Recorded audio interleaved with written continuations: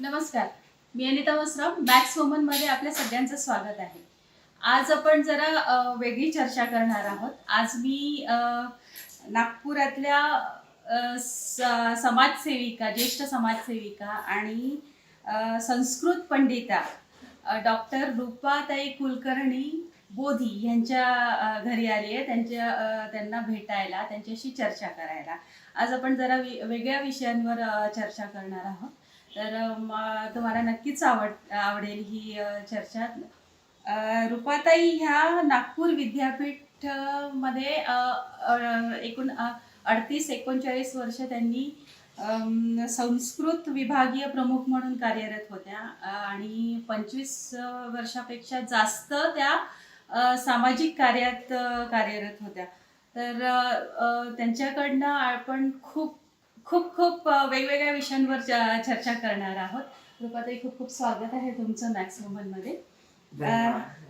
सुरुवातीला मला एक पहिला प्रश्न असा विचारावासा वाटतो, सध्या लॉकडाऊनच्या पिरियडमध्ये तुमचा वेळ कसा जातो? सगळ्यांना ज्याप्रमाणे ही जी लॉकडाऊनची स्थिती ही नकोशी वाटते तशी मलाही नकोशी वाटते. कारण मला बाहेर जायची, लोकांना भेटायची, चर्चा, परिसंवाद, कार्यक्रम ह्या सगळ्यामध्ये माझा वेळ, निवृत्ती काळ म्हणा, इतका चांगला आणि व्यस्त असा जायचा की असं वाटायचंही नाही की आपण निवृत्तीत जगतो आहोत म्हणून. आता निवृत्त होऊनही मला 15 वर्ष झाली, पण गेले 4 महिने ज्या तऱ्हेचा कोंडमारा म्हणा, जो कोंडमारा सगळ्यांचा होतोय, त्यामुळे त्याच्याबद्दल तक्रार करायचं कारण नाही, पण तो लवकर संपावा असं सगळ्यांप्रमाणेच मलाही वाटतं. नक्कीच आम्हालाही तेच वाटतंय. कारण आता लॉकडाऊन म्हटलं म्हणजे सगळ्याच अर्थव्यवस्था म्हणा किंवा काम म्हणा सगळंच थांबल्या गेलेलं आहे. आणि तुम्ही स्त्री मुक्ती संघटनेची म्हणजे ती चळवळ तुम्ही चालवली. त्यातल्या त्यात तुम्ही मोलकरीण संघटना, जी विदर्भ मोलकरीण संघटना आहे, याचंही स्थापना तुम्ही केलेली आहे. तर आत्ता तुम्ही म्हणजे तसं पाहिलं तर स्त्रियांचे दुःख, मोलकरीण ज्या आहेत, ज्या गरीब स्त्रिया आहेत, त्यांचे दुःख, दलित आदिवासी जे आहेत त्यांचे दुःख तुम्ही अगदी जवळून बघितलेले आहेत. पण आत्ता लॉकडाऊनच्या पिरियडमध्ये त्यांचे रोजगार सुटलेले आहेत, त्यांचं घरकाम सुटलेलं आहे. तर ह्याच्यावर शासनाने काही करायला पाहिजे असं तुम्हाला वाटतं का? फार चांगला प्रश्न विचारला तुम्ही, कारण आम्ही पण फार त्रस्त आहोत याच विचाराने. 1,00,000 आमच्या सदस्य आहेत. 40 वर्ष झाली संघटना स्थापन होऊन, पण अशी अवस्था कधी आली नव्हती की ज्याला आपण हर्ड मेंटॅलिटी म्हणतो, म्हणजे कळपाची मानसिकता, तशी मानसिकता मालक वर्गाची झाली आहे. आणि साऱ्यांनी घरकाम करायला येणाऱ्या त्यांच्या घरच्या घर कामगारांना कामावरून बंद केलंय. आणि येऊ नका हे काही दिवसापुरतं नाही. आता मालक वर्ग असं म्हणतोय की आम्ही आमचं करून घेऊ शकतो, आमचं आम्ही आता यंत्र घेऊ, डिशवॉशर घेऊन टाकू, म्हणजे भांडेवालीची गरज नाही राहणार. वॉशिंग मशीन होतच आमच्याकडे, तर ते आम्ही आमचं करून टाकत जाऊ. काही घर झाडायलाही आम्हाला हरकत नाही, तुमची आम्हाला गरज नाही, ह्या तऱ्हेची वृत्ती मालक वर्ग दाखवतोय. आणि मग या त्यांच्या ॲब्सेंटीच्या काळातलं किंवा त्या गैरहजर आहेत आता कामावर, या काळातलं त्यांचं वेतन त्यांना देण्याची गोष्ट तर दूरच राहिली. त्यामुळे 4 महिने झाले त्या बायांच्या घरात पगार नाही, काम नाही, अन्नधान्याचा तुटवडा, घरामध्ये कोरोनाची भीती, पोराबाळांना ज्याला आपण ऋतूप्रमाणे होणारे आजार होतात ते आजार, डॉक्टरचे खर्च, हे सगळं त्या कसं निभवत असतील. कुणी एखाद्या वेळी किट दिली धान्याची, तेवढ्यापुरतं निघतं ते एखादा आठवडा, पण पुढे काय हा प्रश्न रेशनचं जे काही भरड टाईपचं धान्य मिळतं ते खाऊन त्या जगतायत. आज मला सारखे फोन येतात तेव्हा मला इतकं ओशाळवाणं वाटतं की तुम्ही काहीतरी सांगा. तर आपल्याला खोटं वाटेल, पण जेव्हा आमच्या कानावर हे आलं 3 महिन्यापूर्वी की ह्या स्त्रियांना आता कधीच येऊ नका असं सांगण्यात आलं आहे, तेव्हा आम्ही निवेदन काढलं सोशल मीडियावर. घरोघर हे पोहोचेल अशा तऱ्हेने अपील केलं घरमालकांना.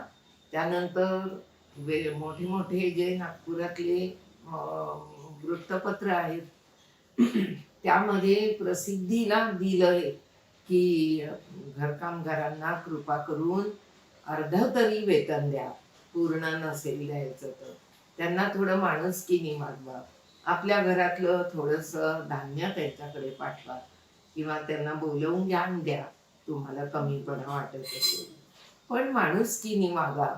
हे दिलं. एवढंच नव्हे तर मुंबई आकाशवाणीवर एक कार्यक्रम होतो अस्मिता नावाचा. अस्मिता वाहिनीच आहे त्यांची, आणि त्या वाहिनीवर मुंबई आकाशवाणीने माझं स्पेशल भाषण मालक वर्गाकरता महाराष्ट्रातल्या आत्ता ब्रॉडकास्ट केलं काही दिवसापूर्वी. ते भाषण सगळीकडे गेलं असेल, वृत्तपत्रात न जात आहे. मी स्वतः फोन करून करून लोकांना सांगते, पण लोक ऐकायला तयार नाही. आता माझ्या घरी 4 जणी येतात, 4ही जणी कोरोनाच्या पहिल्या दिवसापासून येत आहेत, पण मला नाही झाला कोरोना. किंवा त्या त्या कशावरून इन्फेक्शन आणतात?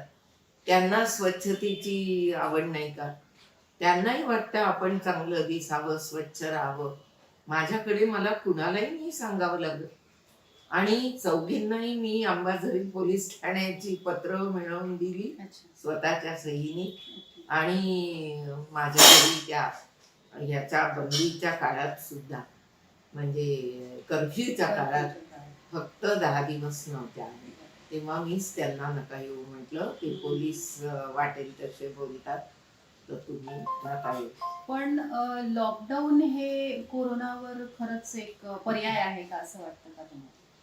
आता की नाही असं झालंय की रोजच्या रोज रोगी वाढत आहे, मृत्यूची संख्या वाढते आहे, बरं होण्याचंही प्रमाण वाढत आहे. एक वर्ग असं म्हणतो की कोरोना हा काही विशेष गंभीर आजार नाही, ज्यांना पहिलेपासून काही आजार आहेत ते लोकच ह्याला बळी पडतात.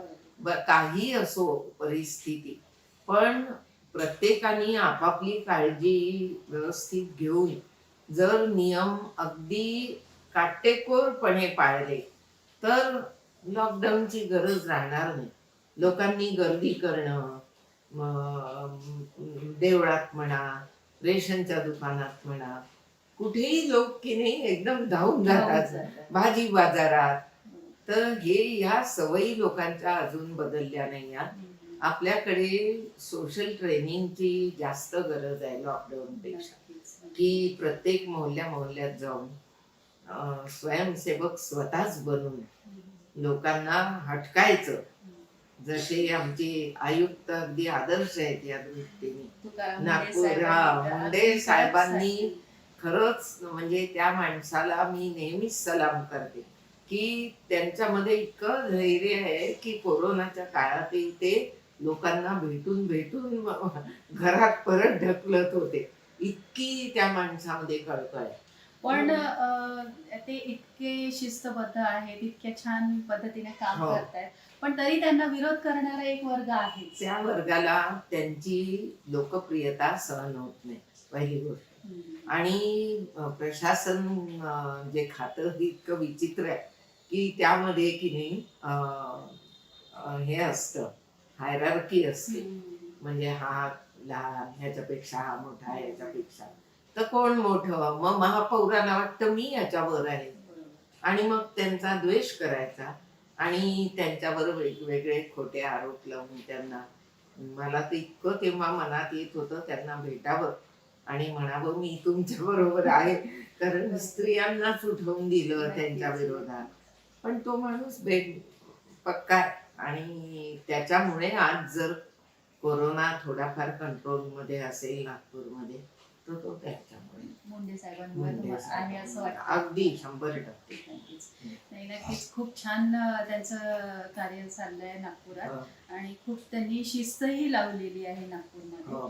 पण असं वाटतं का की राजकारण हे फक्त म्हणजे फक्त संधीचा फायदा घेणं असं काहीतरी असतं का की कोणत्याही वेळेस राजकारण केलं जातं? ते तर तो गुणच आहे राजकारणाचा. गुण म्हणण्यापेक्षा म्हणजे दुर्गुण. म्हणजे पण आता हा, आता ही वेळ नाहीये ना राजकारण भांडाभांडी करण्याची. करायची ही वेळ नाही या. जो जे पाऊल उचलेल ते थोडं चुकीचं वाटलंय समजा तर त्याला एका बाजूला नेऊन सांगता येतं. बरोबर. त्याचा तमाशा करणं, त्याचं भर सभेमध्ये त्याचा अपमान करणं, हे तुम्ही मुख्य कॉज जे आहे आपल्याला, आपलं जे ध्येय आहे की कोरोनापासून लोकांना वाचवणं, ते साध्य नाही होत ना. हे कळत नाही मोठ्या मोठ्यांना. किती भांडणं चालू आहेत म्हणजे कोणीच अपवाद नाही त्याला. हा. पण एक आपला प्रश्न तिथेच राहिलाय की हो, शासनाने महिलांसाठी म्हणजे ज्या मोलकरीण आहेत हो, तो आहे. यांच्यासाठी काही करायला पाहिजे का असं तुम्हाला वाटतं का? आता आमची जी सदस्य संख्या आहे त्यात तुम्ही जर पाहिलं तर आम्ही जातीनिहाय आणि शिक्षण निहाय सगळ्याच गोष्टी घेऊन एक सर्वे केला. म्हणजे नागपुरातील unorganised women workers in Nagpur हा सर्वे आम्ही आत्ता 2 वर्षापूर्वी करून त्याचा अहवाल मी पुस्तक रूपाने प्रसिद्ध केला आहे. वर्किंग बीज नंतर तुम्ही दाखवा इथे लोकांना की त्यामध्ये हा सगळा आढावा जेव्हा घेतला तेव्हा त्यात दलित आणि आदिवासी स्त्रिया या प्रामुख्याने या व्यवसायात आहेत. नक्कीच. आता आदिवासी हे विशेषतः गोंड आमचे नागपूरचे हे राजे होते हो राजे होते, नागपूरचे. गोंडराजे. आणि इतकं वैभव होतं त्यांचं एकेकाळी. पण आज त्या स्त्रियांना ही कामं करायला घराबाहेर पडावं लागतं. ती तुम्ही त्यांच्याकडून हिरावून घेतली तर शासनाने ना, माझं तर म्हणणं आहे की मुंडे साहेबांसारखं दंड करावा. थुंकला का दंड कर. बरोबर. घरच्या काम करणाऱ्या बाईला अटकाव करतोस का, दंड दे आधी. तिला जेवढा पगार देतो तेवढा दंड दे. नक्कीच. म्हणजे ते नक्की वठणीवर येते.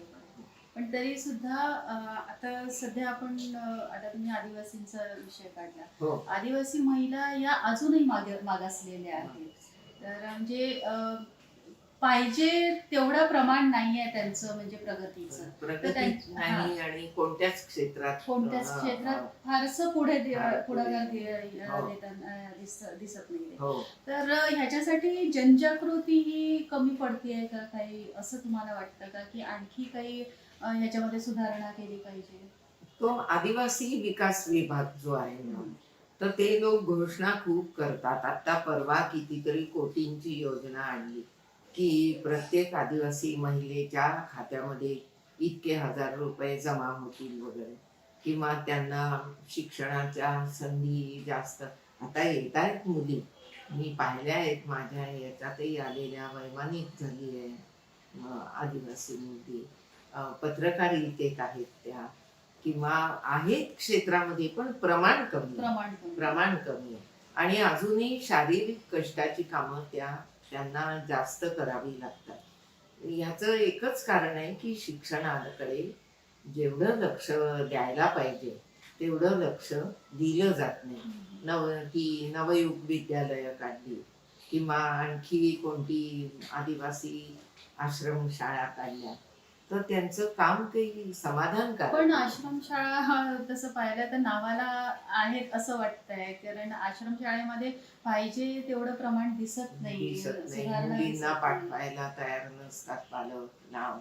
हम्म. आणि घरी राहिलं की घरकामामध्ये ती मुलगी जी भिडून जाते. पण सरकारची उपाययोजना काही कमी पडते. सरकारच्या खूपच कमी. म्हणजे शाहू छत्रपतींची मला आठवण होते की इतका तो राजा म्हणजे महाराज होते आणि त्यांनी या वर्गाची मागासवर्गीयांची हॉस्टेल्स काढली, विशेष लक्ष दिलं त्यांच्याकडे. या सरकारी योजना आत्ताच्या आहेत ना, त्यांची अंमलबजावणीतच मार खाते. आणि अंमलबजावणीमध्ये ते हे पाहत नाहीत की अमुक एक ह्या वर्गामध्ये ह्या ठिकाणी सर्वे करून त्यातले जे गुणवंत लोक आहेत ज्यांना येतं त्यांना पुढे आणून त्यांना आणखी तरबेज करणं, त्यांना आणखी प्रशिक्षित करणं हे अजून करत नाही या सरकार. म्हणजे कशा योजना गुरु हाकलल्यासारख्या आपल्या निभवायच्या. आला का निधी, आला का आहार, द्या वाटून. पण असा विचार नाही करत की यातली 10 निवडक उत्कृष्ट मुलं घेऊन त्यांना IAS करता तयार करा, त्यांना त्या MBBS होतील या दृष्टीने त्यांना आतापासून ती मानसिकता ही सगळ्यात महत्वाची आहे. का नाही मग त्या मुलींना नेऊन दाखवत दवाखान्यात नेऊन हे असं असतं. रुग्णसेवा ही शेवटी तुम्ही जर ईश्वर मानता तर ईश्वर सेवा आहे, हे आहे असं करून त्या मुलांना मानसिक रीतीने तू शिक्षण घे बाबा, त्याच्याशिवाय काही तुझं पहिलीपासून इंग्लिश कंपल्सरी पाहिजे माझं म्हणणं आहे. आता हे लोक जे मराठीचे तुणतुणं वाजवतात, अरे मराठी घरात येतं, घरात शिका. आई बाप काय करतात त्यांनी शिकवावं आणि जसं बोलेल तसं बोल. मग प्रमाण भाषा 4थी नंतर त्याला लिंगापून रेकॉर्ड्स असतात त्या ऐकावं. शुद्ध शब्द काय सांगितलं की तो तसं बोलायला लागेल. पण तुम्ही इंग्रजी मात्र असं शिकता येत नाही घरात. इंग्रजी हा विषय शाळेमध्ये मराठी पहिलीपासून कंपल्सरी केला तर आदिवासी काय भटके विमुक्त सुद्धा मुलं जर शिकायला लागतील तर इंग्रजी पुढे आला की माणूस पुढे येतात. पण असं कुठेतरी जातीवाद दिसतो. अगदी ह्यात जातीवाद आहे, ह्यात ब्राह्मणिझम आहे आणि यामध्ये अजूनही समाजामध्ये सुपरमॅन ब्राह्मणच करून ठेवलेला आहे. म्हणजे कळत नकळत काय कळून सुद्धा जाणीवपूर्वक लोक ब्राह्मणासारखं वागतात. का असं? काय काय मिळतं तुम्हाला ते तसं होऊन?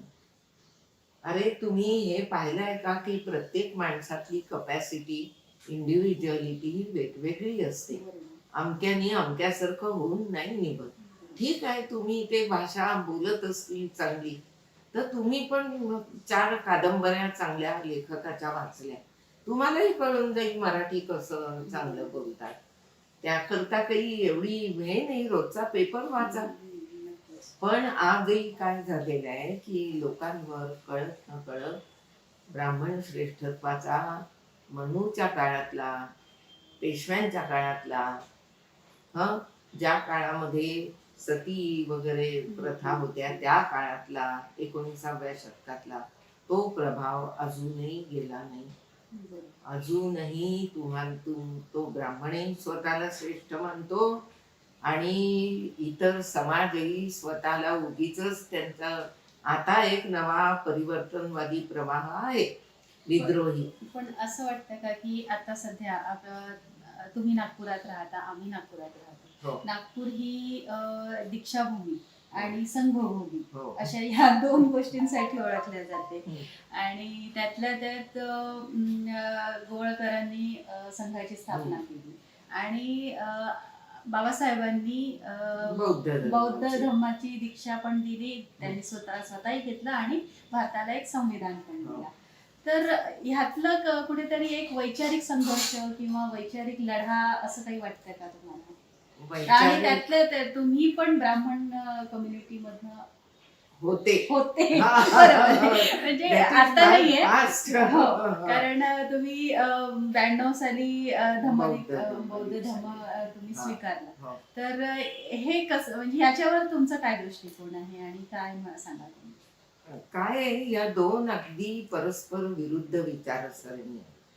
एकाचा समतेवर विश्वास बाबासाहेबांचा, तर इकडे हेडगेवार आणि गोळवलकर गुरुजी यांचं ज्यामध्ये सुरुवातीच्या काळापासून महत्व राहिलेलं आहे. त्या संघाचा समरसता नावाचा शब्द आहे, समता नाही आहे. समज. तर ते समरसता हा एक अत्यंत पाखंडी शब्द आहे. म्हणजे त्यामध्ये काय आहे, तुम्ही ज्यांनी ज्या जागी आहे त्याच जागी राहावं, हम्म. फक्त एकमेकांशी थोडं समरस होऊन जावं. पण समतेला तिथे कुठेही थारा नाही. त्यामुळे संघ विचारामध्ये कितीही जरी आवडला तरी त्यामध्ये आजही ब्राह्मणांनाच प्रथम स्थान आहे. आजपर्यंत सरसंघचालक कधीही स्त्री झाली नाही. स्त्रियांना ती शांताक्का म्हणून त्यांच्या ज्या आहेत त्या समितीच्या मुख्य आहेत. पण मोहन भागवतांच्या ऐवजी शांताक्कांना सरसंघचालक नाही केलं.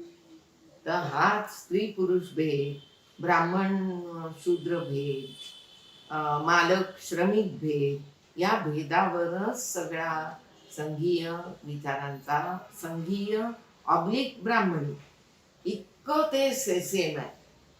पण तुमच्यामध्ये हा परिवर्तन कधी झाला? म्हणजे तुम्ही 92 साली तर बौद्ध धर्माची त्याचा स्वीकार केला, हो. पण तुमच्यामध्ये इतका बदल केव्हापासनं आणि कधी झाला, काय झालं, म्हणजे काय असं घडलं होतं की ज्याच्यामुळे तुम्हाला बौद्ध धर्माकडे जावं लागलं? 2-3 कारण आहे. एक तर माझं कुटुंब हे अत्यंत सुधारकी वळणाचं होतं. तेव्हा सुधारकी हा शब्द होता. माझे वडील डाव्या विचारसरणीचे आणि ते जातपात हे परंपरा, धार्मिक रूढी काहीच मानत नव्हते, देव मानत नव्हते, मंदिरात कधी गेले नाही आणि घरातलं वातावरण हे मुलगा मुलगी समान. मी पहिली मुलगी त्यांची, पण मला त्यांनी कधी मुलीसारखं म्हणून वाढवलं नाही. नेहमी त्यांनी मला जे हक्क भावांना होते तेच मला होते घरात.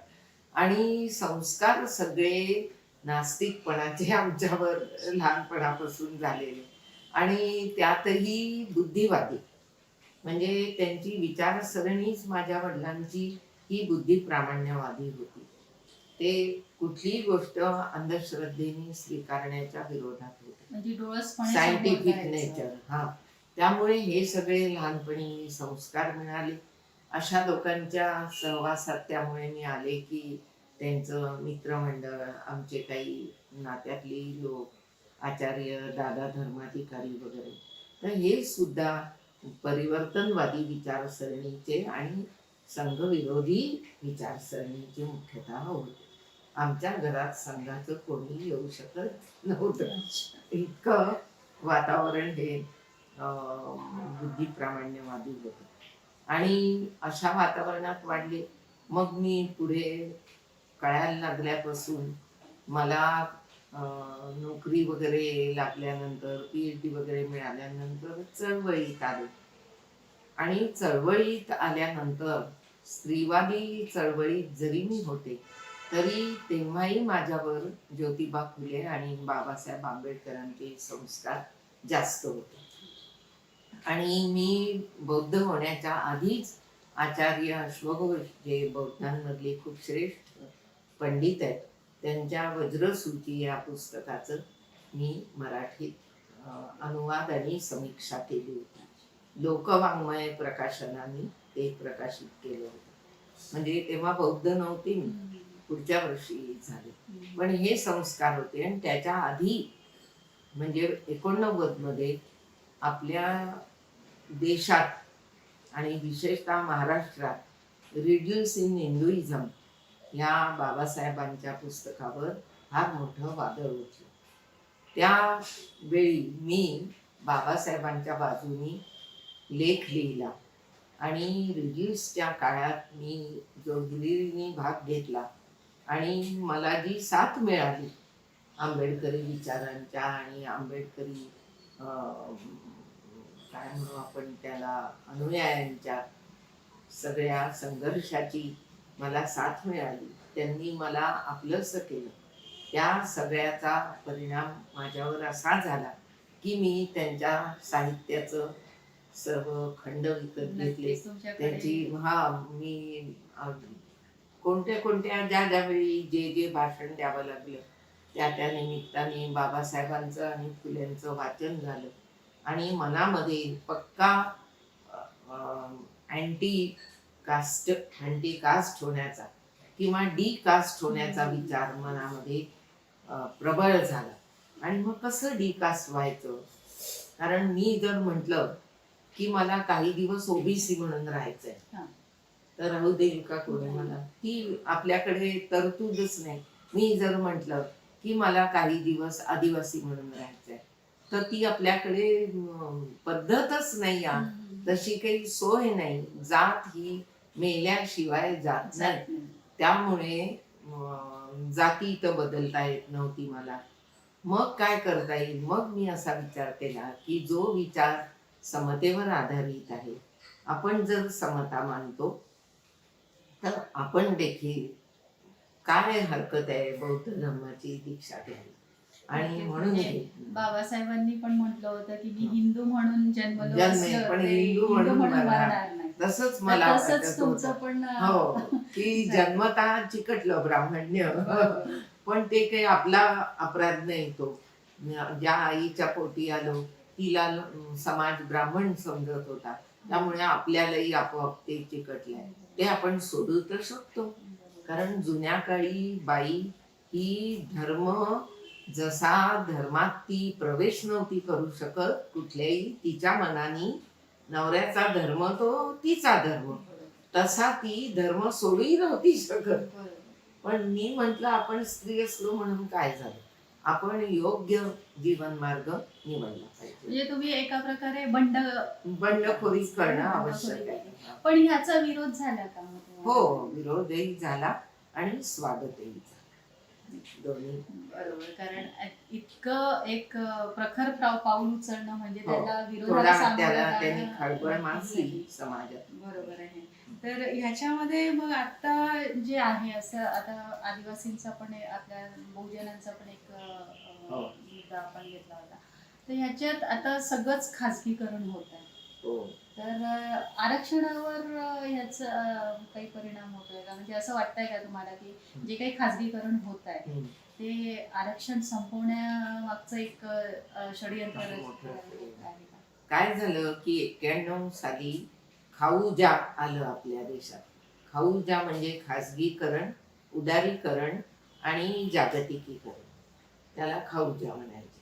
तर या खाजगीकरण म्हणजे प्रायव्हेटायझेशन, उदारीकरण लिबरलायझेशन आणि जागतिकीकरण म्हणजे ग्लोबलायझेशन.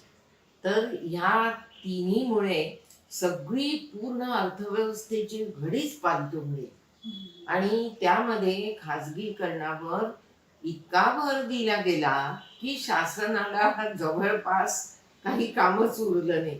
आउटसोर्सिंग हे आहे ना, हे यांच्याकडून सफाईचं काम अमक्या कंपनीला द्या, याचं काम तमक्या कंपनीला द्या, असं करून आता तर LICचं खाजगीकरण, एअर इंडिया सारख्या एवढ्या मोठ्या कंपनीला बुडीत खात्यात जवळपास गेली ती.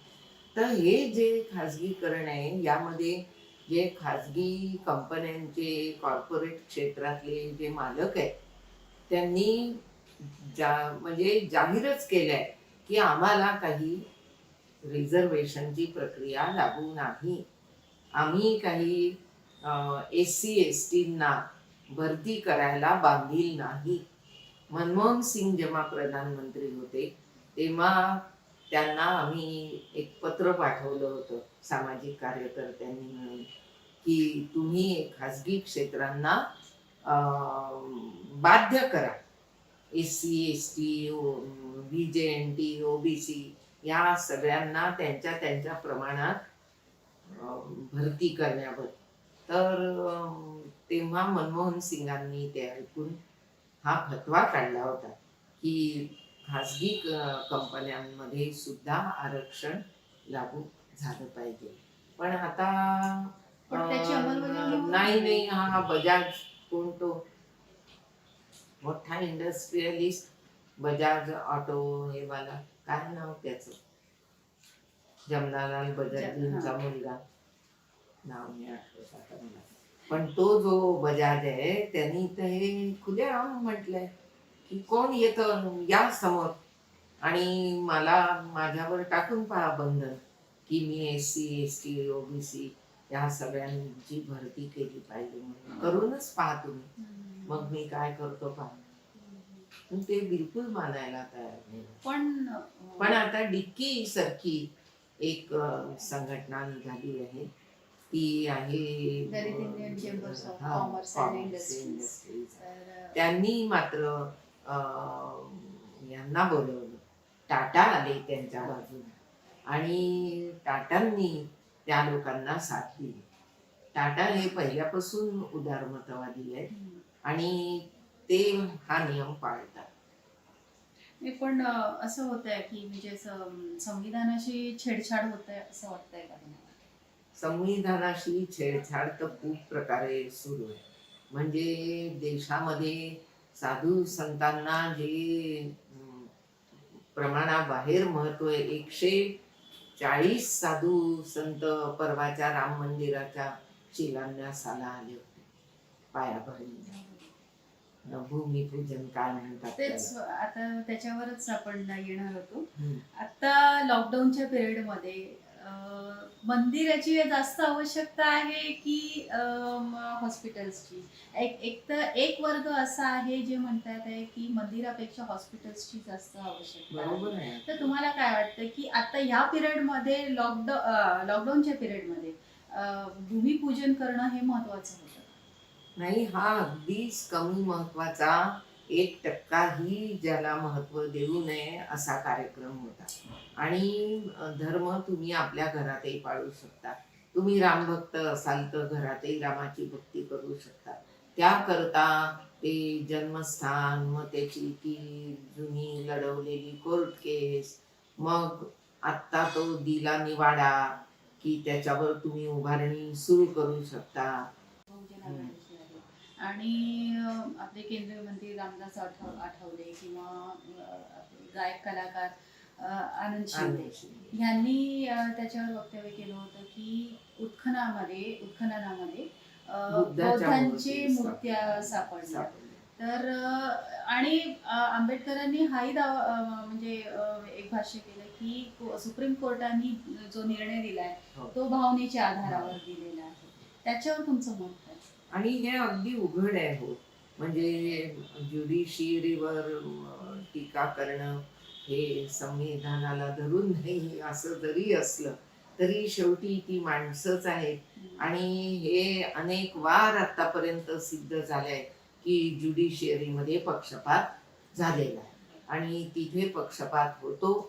तिथेही निर्णय हे सरकारकडे पाहून दिले जातात. त्यामुळे मंदिर बांधणीला सुरुवात करा हा जो निवाडा आला त्या निवाड्यामागे बरंच राजकारण आहे आणि तो आत्ताच देण्यामागे सुद्धा सगळं आत्ताचं जे सरकार आहे त्यांचेही प्रयत्न आहे. अगदी भरपूर प्रयत्न आहे आणि ते मागच्या जजनी सिद्धच केलं होतं. गोगोईंच्या वेळी सिद्ध झाले. त्यामुळे उघडपणे बोलायलाही हरकत नाही.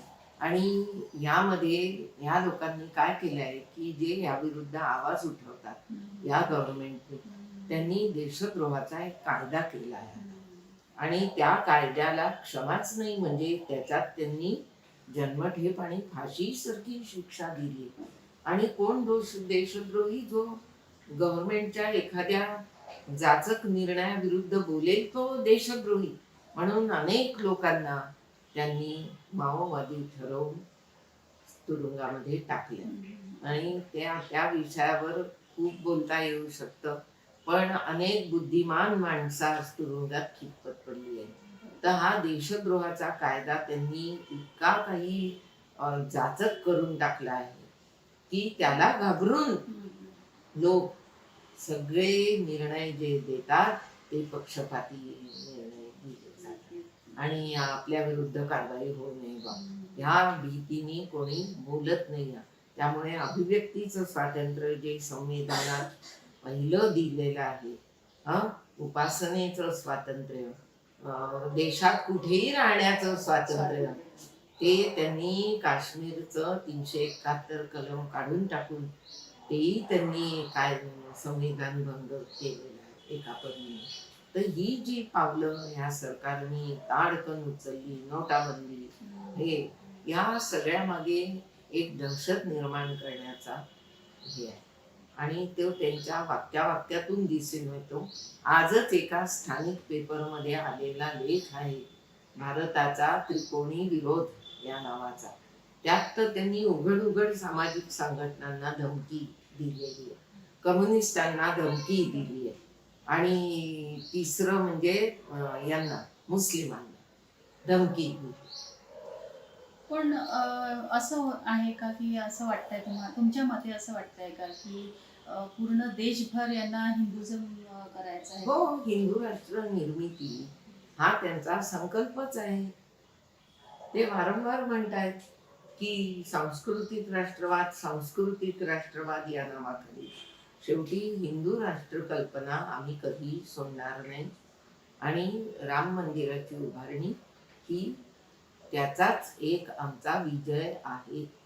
आता त्याच्यावरच आपण येऊ, कारण आता राम मंदिर ची आपलं नुकतीच जी काही भूमिपूजन झालेलं आहे हो. अयोध्येमध्ये, ठीक आहे, त्याच्यामध्ये मोहन भागवतांनी जे एक भाषण दिलेलं हो. आहे, त्यात त्यांनी संस्कृताचा एक श्लोक पण म्हटलेला आहे.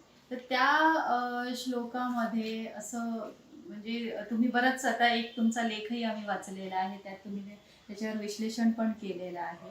तर मनुस्मृती पुन्हा आपल्या देशात लागू करून ते आपल्याला त्या पद्धतीनं गुलाम करण्याचा किंवा तोच डाव तसं आहे. स्त्रियांना परत त्या हा. जुन्या काळाकडे वळण्याचा असा काहीतरी त्यांचा उद्देश दिसतोय का? तो कारण एका ठिकाणी जसं आता आपल्याला माहिती आहे की बाबासाहेबांनी मनुस्मृतीचं दहन केलं दहन होतं. केलं. आणि परत मोहन भागवतांनी जे काही आपल्या त्यातला भाषणात श्लोक त्यांनी दुसऱ्या अध्यायात मधला तो श्लोक वाचलाय.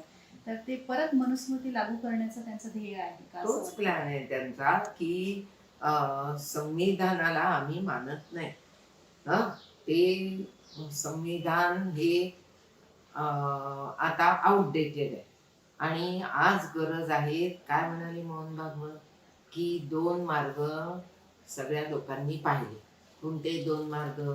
एक म्हणजे कॅपिटलिझम आणि दुसरा म्हणजे कम्युनिझम. हम्म. हे 2 मार्ग पाहिले. त्यांनी काही होत नाही हे दिसलं. आता तिसरा मार्ग जो आमच्या हातात आहे, जो इथल्या अग्रजन्मा म्हणजे कोण? ब्राह्मण. हम्म. अग्रजन्मा या शब्दाचा अर्थ 100% ब्राह्मण हा आहे. पूर्ण मनुस्मृतीत हा शब्द वापरलाय. आणि तोच श्लोक त्यांनी हे केला की या देशाच्या ब्राह्मणाकडून साऱ्या विश्वानी धडे घ्यावे. हा तिसरा मार्ग आता उरलाय. तर लोक हे जग वाचेल. तर ही शक्ती जी भारताजवळ आहे ती आज आम्हाला प्रभू रामचंद्रांनी दिली आहे. आणि ते आम्ही आज मोठ्या गर्वाने सांगतो की सगळ्या जगाने पृथिव्याम सर्व मानवाः, म्हणजे या पृथ्वीवरचे सगळे मानव म्हणजे इंग्लंड, अमेरिकाही आलं ना, बरोबर, रशिया, म्हणजे सगळ्या त्यांनी पण नमस्ते सदा वत्सले मातृभूमी म्हणावं का? पण यांना वाटतं म्हणावं. आणि तसं होऊन चारित्र्यवान होतं माणूस, हा अत्यंत मोठा गैरसमज आहे. आणि याची आता हळूहळू रोवणी करणं हळूहळू काय आता खूप वेगाने सुरू आहे. आणि 2002 साली या देशामध्ये एक धर्म संसद झाली होती. माझ्याजवळ त्यांचं संविधान आहे. त्यांनी एक संविधान तयार केलं होतं. आणि या देशातले शेकडो साधू संत दिल्लीत एकत्र झाले होते. आणि स्टेजवर नुसते साधू आणि संत, त्याच्यामध्ये ते कपडे न घालणारे साधू, ते राख फासणारे साधू सगळे होते. आणि त्यांनी हे जाहीर केलं होतं की न या देशात आम्ही पुन्हा मनूचं राज्य आणू तर आम्ही नाव बदलू. त्यामुळे तीच धर्मसंसद आज राम मंदिराच्या रूपात कार्यरत झाली आहे. परवा पण फक्त साधू संतांना बोलवलं. हो, त्यात बऱ्याच 137 साधू संत होते. आणि आपले सीएम आपले जे उद्धव ठाकरे जे आहेत त्यांना त्यांना त्यांना निमंत्रण नाही निमंत्रण दिलं. नव्हतं. हा. तर हे चुकीचं नाही वाटत. हे चुकीचंच आहे. तुम्ही त्या बाईला बोलवलं म्हणजे तिथला मुख्यमंत्री होता पुष्कळ झालं. राज्यपाल बाईला बोलवायचं काय कारण होतं? पण तिला बोलवलं, पण राष्ट्रपतींना नाही बोलवलं.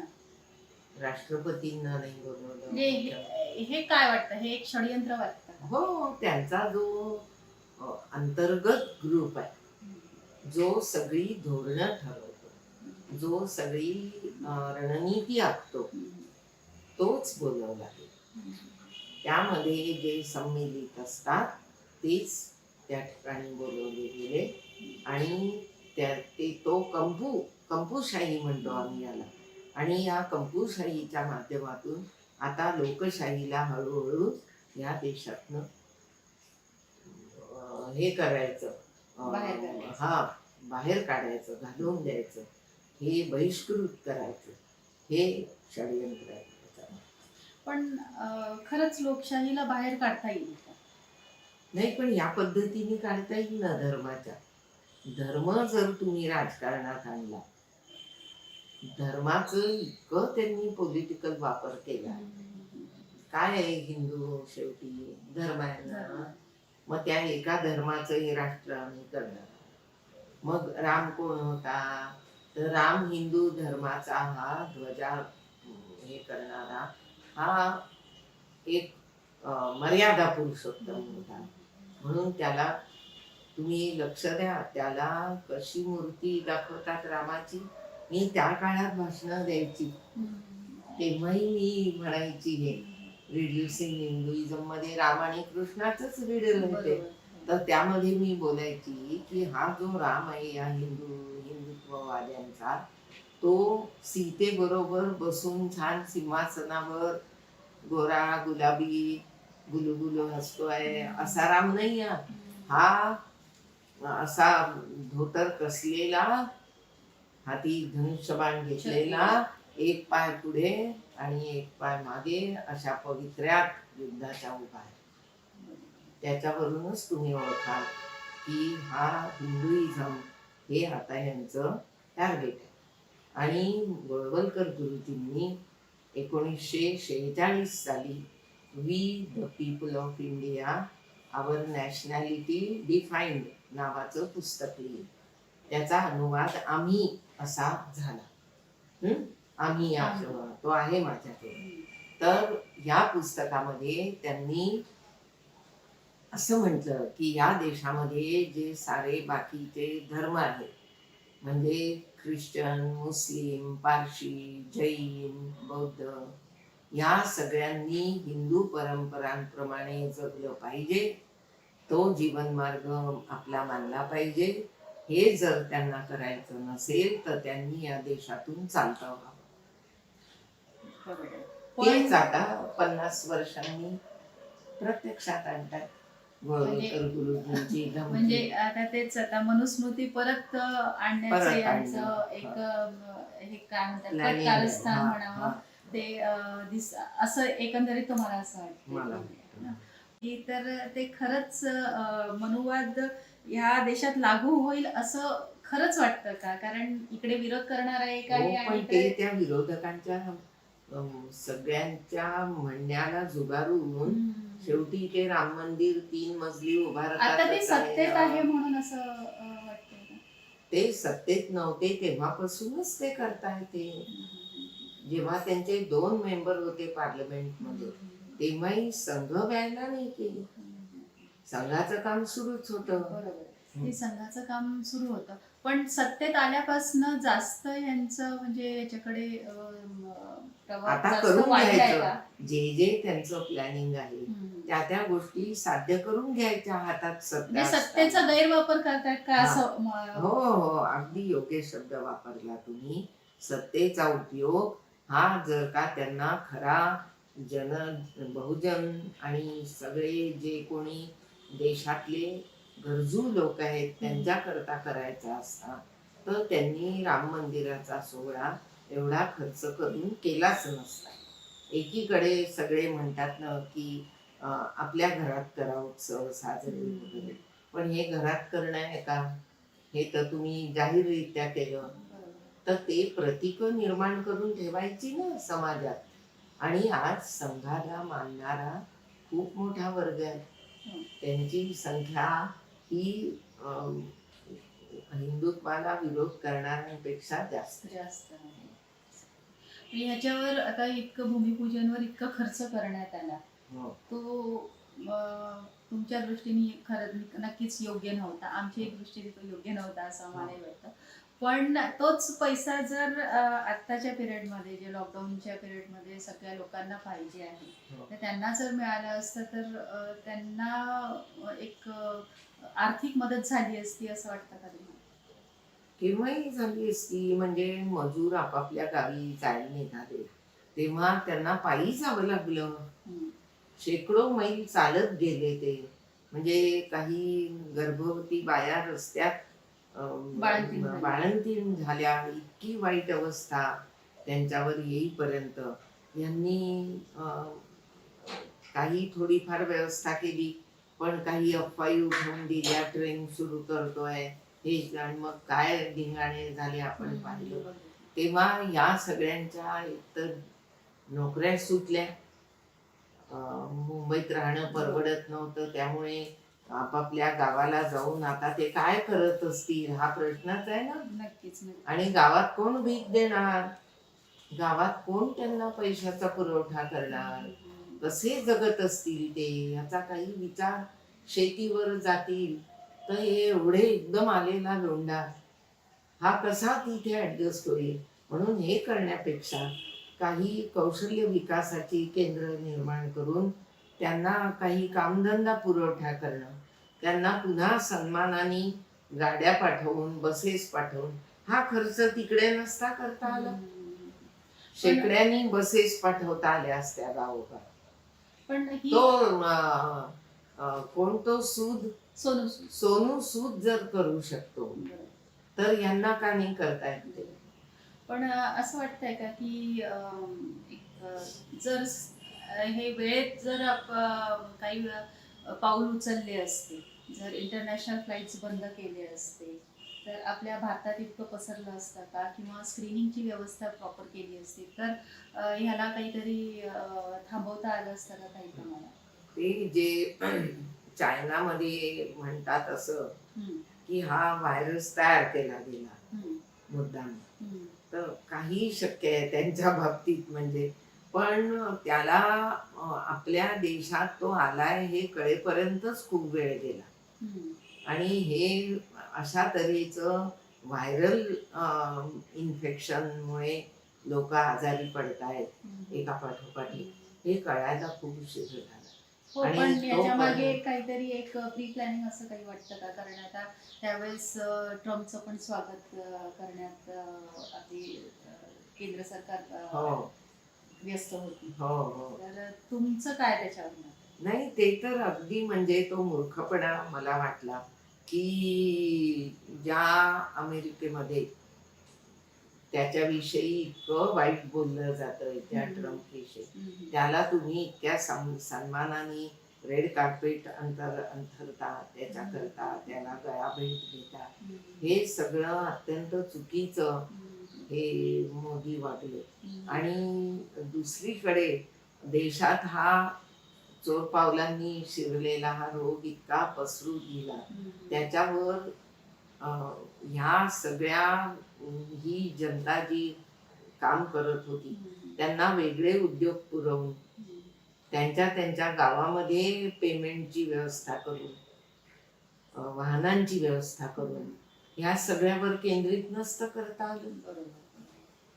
आणि मग शहरामध्ये गर्दी झाली असं म्हणून आता नागपुरातच म्हणतात ते एवढं मोठं 5,000 खाटांचं हॉस्पिटल उभारलं, पण त्या कळमेश्वरच्या पुढे कोण जाणार?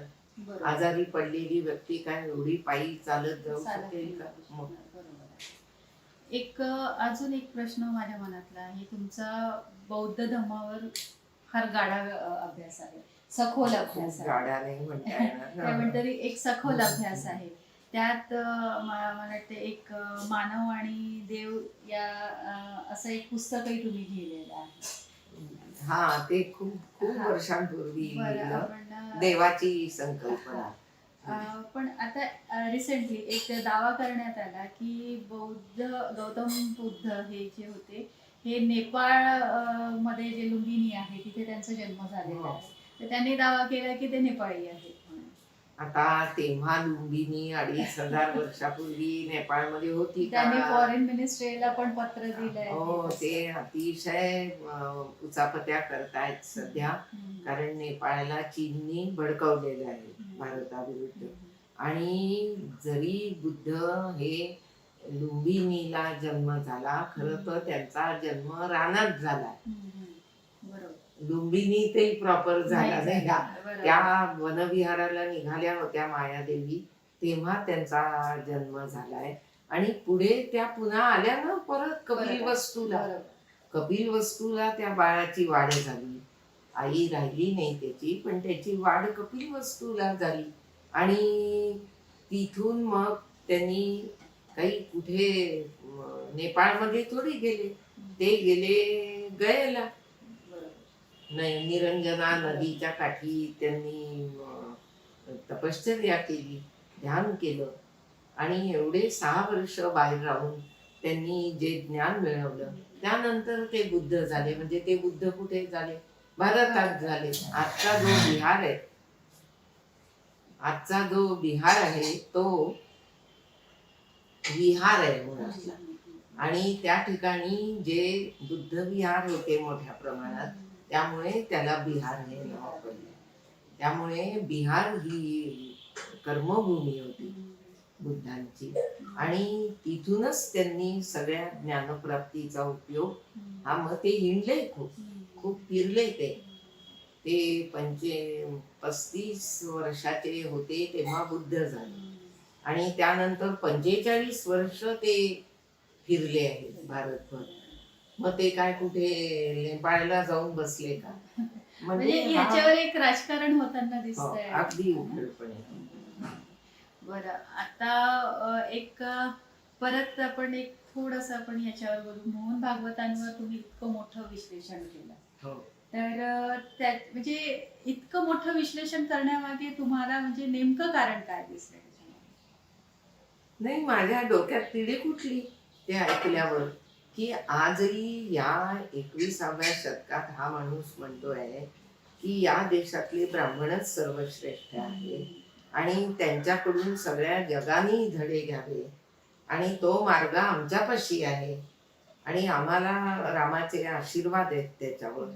तर त्यावेळी मला मार्टिन लुथर किंगचं एक वाक्य आठवलं की ज्यावेळी बोलायला पाहिजे त्यावेळी जो चूप बसतो तो गुन्हेगार असतो.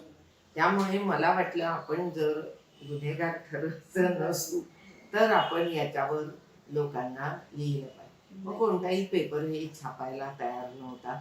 त्यामुळे मग मी सोशल मीडियाचा आधार घेऊन हे लोकांपर्यंत पोहोचवलं. म्हणजे नक्कीच आताही तुमच्यामध्ये तेवढीच उत्स्फूर्तता आहे की तुम्ही अजूनही जे बंडखोरी जी तुमची जी आहे ती अजूनही तुम्ही कायम ठेवलेली आहे. नक्कीच. आणि खरंच तो लेख वाचून आम्हालाही खूप प्रेरणा मिळाली त्याच्यातनं. कारण मनुवाद हे मुळात स्त्रियांना बंदिस्त करण्याचं एक खूप मोठं साधन होतं. तर त्याच्यावर तुम्ही इतकं छान विश्लेषण केलं आणि आमच्या मॅक्स वुमनच्या प्रेक्षकांना खूप छान आणि मोलाची माहिती तुम्ही दिली. खूप खूप धन्यवाद तुमचे. या होत्या रूपाताई कुलकर्णी बोधी. त्यांच्याशी आपण जी चर्चा केली. तुम्हाला हा कार्यक्रम कसा वाटला आम्हाला नक्की कळवा आणि बघत राहा मॅक्स वुमन.